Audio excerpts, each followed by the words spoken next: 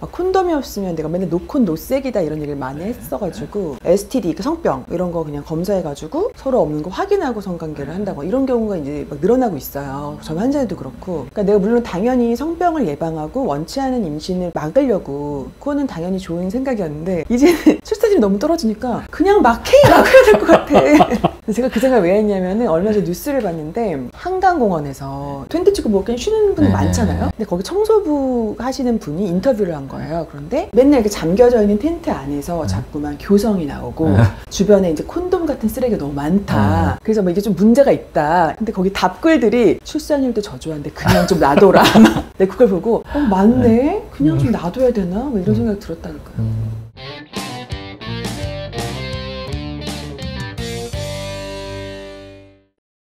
안녕하세요. 반갑습니다. 안녕하세요. 자기소개 부탁드릴게요. 저는 지인산부인과를 운영하고 있는 산부인과 전문의 김정현이라고 합니다. 최근에 이제 뭐 뉴스 보면 그런 거 있었어요. 일본에서 매독이 갑자기 엄청 유행한다. 젊은이들 사이에. 실제로 원장님이 병원에서 근무하시다 보면 매독 환자가 온 경우를 본 적이 있으세요? 있긴 한데 매독은 정말 우리나라는 드물어요. RPR이라는 피검사해서 매독이 나와서 확진 검사했는데 확진으로 나오는 경우는 있는데 정말 몸에 증상이 나타나는 게 원래 궤양이거든요. 그 궤양으로 매독을 진단하는 경우는 저 20년 동안도 거의 없어요. 한두 명? 근데 그런 거 있어요. 정말 그 매독이 번지는 것처럼 어떤 성병이 어떤 시기에 엄청 많을 때가 있어요. 이것도 트렌드가 있는 거예요? 네, 트렌드가 있어요. 클라미디아가 있었던 적이 있었고 헤르페스도 한참 많이 있을 때가 있긴 했어. 또 그러고 나서 또 잠잠해지고 네, 잠잠해지고. 또 어떤 게 또 갑자기 유행하다가 네. 그래서 이게 약간 원나잇 하는 경우 있잖아요. 요즘에 또 그런 앱이 많이 발달해 있어서 만남 앱 그런 것 때문인가? 뭐 이렇게 혼자 고민을 해본 적은 있죠. 어떤 숙주 하나가 나타나서 또 이렇게 왕창 퍼뜨리고 얘네가 또 다른 지역 갔다가 이럴 수도 있는 거고. 지렴은 이게 성병의 영역이냐 아니면은 뭐 면역력의 뭐 저하로 인한 그런 영역이냐 이 얘기도 많거든요. 맞아요. 어떤 영역인 거예요? 둘 다예요. 둘 다예요? 그러니까 질염이 크게 있어요. 질의 염증은 다 질염이잖아요. 근데 그 중에서 성관계랑 상관없이 생기는 세균성 질염이 있어요. 질에는 원래 락토바실러스라는 유산균이 살고 있어요. 얘네가 잘 살고 있으면 괜찮은데 뭐 면역이 떨어지거나 뭐 탐폰을 넣거나 성관계를 하거나 해서 그 유산균이 죽었을 때 현기성 세균이 들어와서 감기처럼 생기는 게 세균성 질염. 그러니까 얘는 그냥 피곤하거나 면역이 떨어져도 생길 수 있어요. 그런데 그 성관계를 했을 때 전염되는 균이 들어와서 그 균이 막 증식해서 생기는 거는 성병이라고 하는 거거든요. 근데 그게 되게 구분이 모호해요. 저희가 그냥 의료보험도 되는 STD라는 검사가 있거든요. 그게 원래는 Sexually Transmitted Disease니까 성병인데 그 STD 검진 항목 중에 전염이 안 되는 그냥 질염도 포함되어 있어요. 질염이랑 성병은 증상도 유사하거든요. 그런데 완전히 90% 이상 전염되는 균이냐 아니냐에 따라서 구분하는 거라서 크게는 같이 있다고 봐야죠. 그러면 가다실만 맞으면 자궁경부암은 100% 피할 수 있나요? 아니요. 자궁경부암의 원인이 인유두종 바이러스거든요. 근데 이 바이러스가 100가지 이상 돼요. 되게 종류가 많아요. 네. 번호로 되어 있어요. 근데 그 중에서 지금까지 나온 거는 9개까지 예방하는 게 나온 거예요. 좀 자궁경부암을 많이 일으키는 타입을 골라놓은 거죠. 그래서 3번 맞아야 되고 남자들도 맞으셔야 돼요. 잠깐 맞으면은 그 뒤로는 안 맞아도 되나요? 아니면 또 몇 년 지나면 또 맞아도 돼요? 3번 맞으면 더 안 맞아도 돼요. 근데 만약에 지금도 원래는 4가 백신이 있었거든요. 네. 그걸 맞았는데 9가가 또 나와가지고 또 맞으시는 분들도 있어요. 4가는 4가지만 예방하니까 네. 더 좋은 거니까. 네. 나중에 또 모르죠. 의학이 발전해서 뭐 20종이 나왔다 뭐 이러면 또 맞을 수도 있겠죠. 근데 자궁경부암이 좀 나이가 점점 어려지고 있기도 해요. 그래서 어쨌든 성경험이 있어야지 검사를 할 수 있는 건 맞는데 성경험 없으면 또 검사를 못 해요? 이게 나라에서 2년에 한 번씩 무료 검사 나오거든요. 20살부터 네. 진루 들어가서 자궁경부에 브러쉬로 이렇게 채취하는 검사인데 진루 기구가 들어가려면 천여막을 통과하잖아요. 근데 천여막이 막은 아니거든요. 그냥 도넛 모양의 이런 구조물인데 통과할 때 천여막 손상이 있을 수 있어요. 그래서 성경험이 없으면 받기가 어려운데 근데 사실 요즘에는 뭐 천여막이 그렇게 옛날만큼 막 그렇게 중요성이 없어가지고 뭐 나는 천여막 상관없다 그냥 해달라 이런 분들도 계세요. 그럼 할 수 있어요. 그 가다실 4가 같은 경우는 지금 청소년들은 학생 때 무료 접종을 시켜주잖아요. 네, 정부에서. 맞아요. 그럼 4가 맞고는 이제 개인 선택인 거죠. 9가를 추가로 맞을 것이냐 맞을 것이냐는. 맞아요. 근데 아직 우리나라는 여자애들만 해주고 있긴 해요.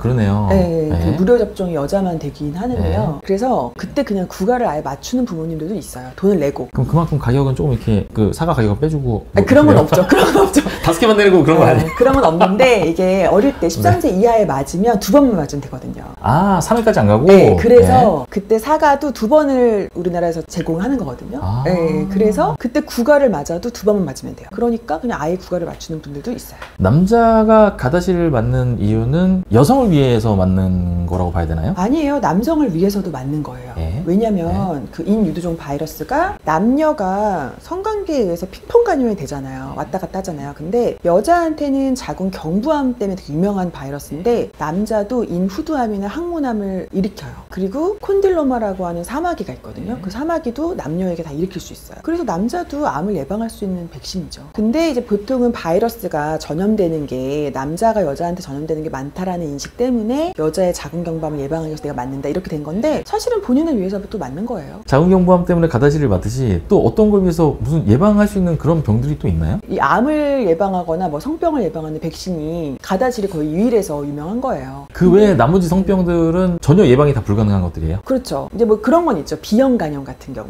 B형 간염도 성관계에서 전염되거든요. 아, 그래요? 네. 그리고 체액으로 전염되니까 네. 임신하기 전에 미리 6개월 전에 맞는 백신이 그래서 A형 간염, B형 간염, 그리고 풍진 백신. 풍진 같은 경우는 기형 유발을 할 수 있어서 그래서 풍진 백신 맞고 1개월은 꼭 피임을 해야 돼요. 그래서 그런 백신은 이제 임신 전에 준비하는 것들은 있는데 이게 성관계에서 전염되는 거를 막는다. 이거는 가다실이 유일하죠. 헤르페스 예방 주사가 있으면 참 좋을 텐데. 헤르페스 그게 또 한 번 걸리면은 계속 안고 살아야 되는 거죠? 안 이게? 없어져요. 한 번 왜 어떤 뭐 유튜버 때문에 유명해졌잖아요. 네. 갑자기 헤르페스를 확인해달라고 오는 환자들이 그때 엄청 많았었어요. 그런 말 있잖아요. 이게 발병이 돼 있을 때는 또 나오는데 발병이 안 됐을 때는 뭐 검사에도 안 나온다고. 감염률이 없다. 맞아요. 네. 그게 이제 헤르페스가 성관계에서 전염되는 바이러스는 맞는데 본인의 성기에 활성화돼 있을 때 감염력이 있는 거고 증상이 전혀 없으면 감염력이 별로 없어요. 0%는 아니지만 거의 없어요. 그리고 본인의 이제 성기에 이렇게 수포가 생기거나 궤양이 생기거나 이런 게 있을 때 채취를 해야 나와요. 평소엔 채취를 해도 안 나와요. 그래서 그때 피 검사를 엄청 많이 하셨어요. 피 검사에서는 항체 검사를 할 수가 있거든요. 헤르페스도 IgM, IgG가 있는데 IgM이라는 항체는 최근 한 달 내에 생기는 항체고 IgG는 예전 감염이거든요. 그래서 그거를 막 확인해달라. 내가 생겼으면 언제 생긴 거냐. 이거 한 달 이내에 생긴 거냐? 네. 아니면 그 전에 생긴 네, 거냐? 그러고 확인해달라. 그런 환자분들이 그때 엄청 많았었죠. 그리고 헤르페스가 타입 1이 있고 2가 있어요. 1은 피곤할 때 입술 부르트는 거 있죠. 네. 그게 타입 1이에요. 네. 근데 2는 성관계에서 생기는 아래에 생기는 거거든요. 네. 그래서 또 그거 구분해달라 하는 분들도 많았었죠. 저도 그게 놀랬던 게 한 번 감염되면 이제 없어지지 않고 계속 안고 살아야 된다 그래서 그러면은 이거 알게 모르게 엄청 많이 퍼져 있는 거 아니에요? 많이 퍼져 있어요. 그쵸. 네, 실제로도. 왜냐면 입술 부르트는 사람 많지 않아요? 피곤할 때 여기 이렇게 부르트는 사람 있잖아요. 그럼 이거는 뽀뽀에 의해서 감염이 가면 되는 되죠. 거예요? 그리고 이 1이 그런 구강성교를 했을 때 그것도- 외음부로 갈 수 있는 거죠. 그럼 1형이 그렇게 2형으로 바뀌기도 하는 거예요? 바뀌는 게 아니라 밑에 분명히 증상이 있는데 채취하면 1형으로 나와요. 네. 그런 경우죠. 네. 그럼 이제 이게 왜 걸렸는지 알 수 있는. 음. 근데 이거 진짜 이렇게 안 없어지는 병이라면 진짜 이 죽어야 없어지는 거잖아요.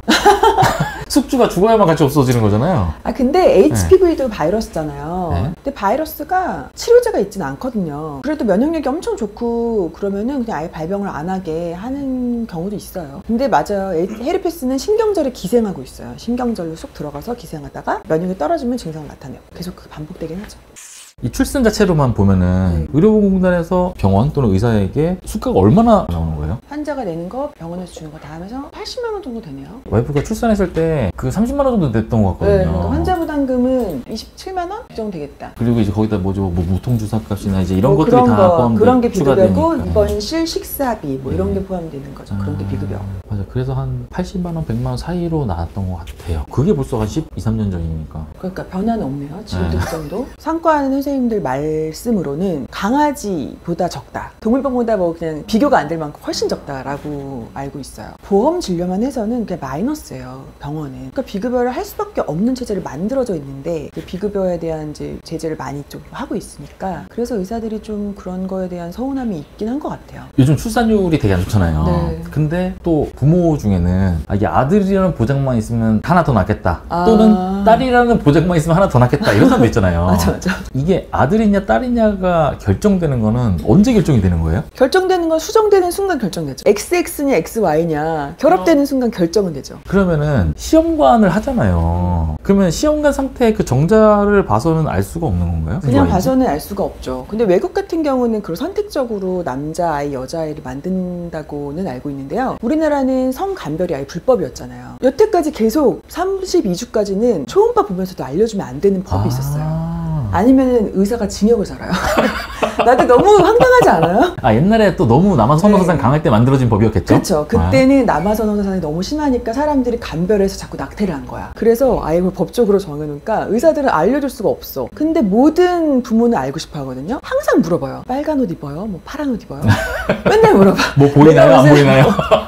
내가 무슨 뭐 빨간 휴지 줄까 파란 휴지 줄까가 아니고 알려주면 안 되니까 네. 제대로 알릴 수가 없었는데 최근에 네. 법이 개정됐어요. 네? 아, 알려줘도 돼요, 이제? 네, 태아 감별이 안 되는 법이 폐지됐어요. 그래서 이제는 알려줄 수 있죠. 이 정자를 현미경으로 봐서는 이게 X인지 Y인지는 모른다는 거죠? 아, 현미경으로 모르죠. DNA로 봐야죠. DNA? 네. 그럼 뭐 무슨 장비가 있어야 돼요? 거기서 그래서 임신하면 니프티라고 해서 피검사로 원래는 뭐 다은 증후군이나 뭐 이상한 증후군이 없는지 보는 피검사 DNA 검사가 있어요. 아기의 DNA. 그걸로 사실은 알 수 있죠. 요즘에는 그런 게 있어요. 물론 제가 지금 불임 파트를 하진 않아서 아주 최신 업데이트가 되어 있진 않지만 그 수정란을 제놈인가 그런 검사가 있는데 DNA를 검사해가지고 좀 우수한 수정자를 선택할 수 있대요. 약간 다은 증후군이나 아노말리가 없는지 그런 건 확인할 수 있대요. 아, 그러면은 체외에서 난자하고 정자를 수정을 몇 개를 시켜요. 그렇죠, 그렇죠. 그 중에 아, 얘는 XX구나, 얘는 네. XY구나는 알 수 있는 거죠? 그건 알 수 있죠. 네. 그럼 그 상태에서 이제 산모의 몸으로 다시 자궁에 안착을 시켜갖고 이제 출산을 하게 되면은 그 성별 그대로 나오는 거잖아요. 맞아요, 맞아요. 그럼 성별을 정할 수 있는 거네요? 정할 수 있어요. 미국은 그렇게 하고 있대요. 우리나라도 할 수 있는 기술은 있죠? 있죠. 이거 이제는 불법이에요, 합법이에요? 여태까지 불법이었거든요. 그러니까 이제 법이 바뀌었으니까